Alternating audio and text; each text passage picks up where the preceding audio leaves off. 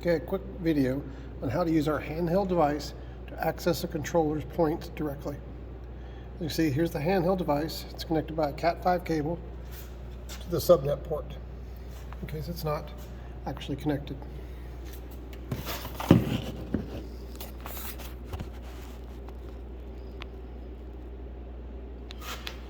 Okay, to log in, first you press the button, come up to enter password. 6, press down on the button, rotate left. 3, press the button. 6, 3, press the button.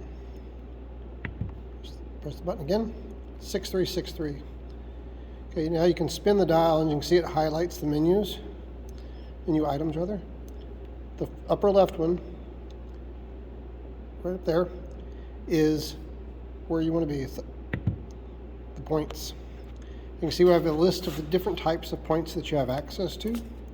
Hardware inputs and outputs are the most common things that we use. If you're digging into the programming, you have other options.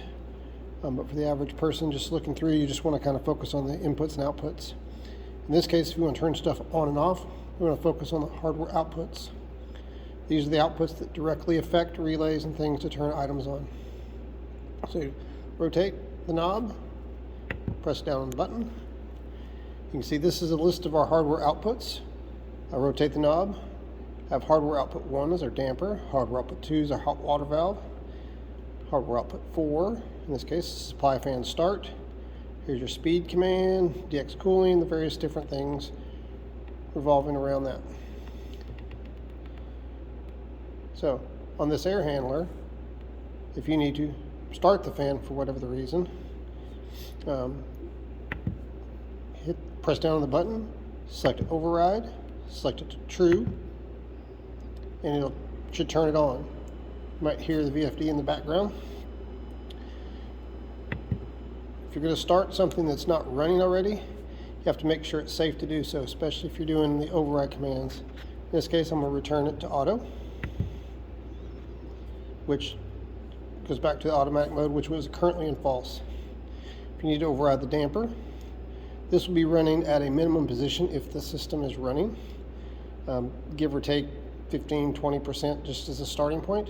But if you need 100% outside air, just press down on the knob, go to override, scroll to edit, it'll jump back up there. Takes a little bit of playing to get used to which way it goes. I adjust it to 1, it moves to the decimal, I rotate it left to get to a number, I dial down to 0, 0 again in this case, or I could raise a number, but I'm going to use 0. And then I'm going to roll this one to the left, and that gets rid of the 0. Once you kind of get used to it, it gets played. It gets easier, I guess. Press enter when you get what you want, and then it'll highlight OK right there, and then press enter. Now I'm overriding the dampers open. To go back in and see it's purple because it's overridden, I'm going to do the supply fan again.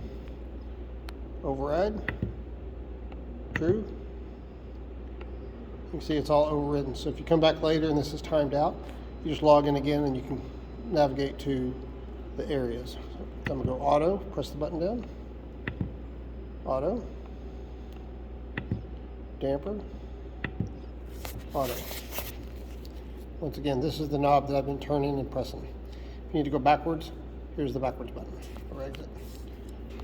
So you can either leave it like this and it'll time itself out, or you can go back to the inputs if you need to look at an input.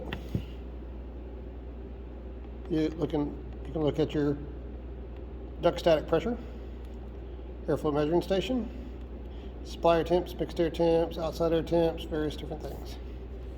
I'm going to hit the back button again. I'm just going to go out to the menu and you just let it sit there and time out. That's pretty much it.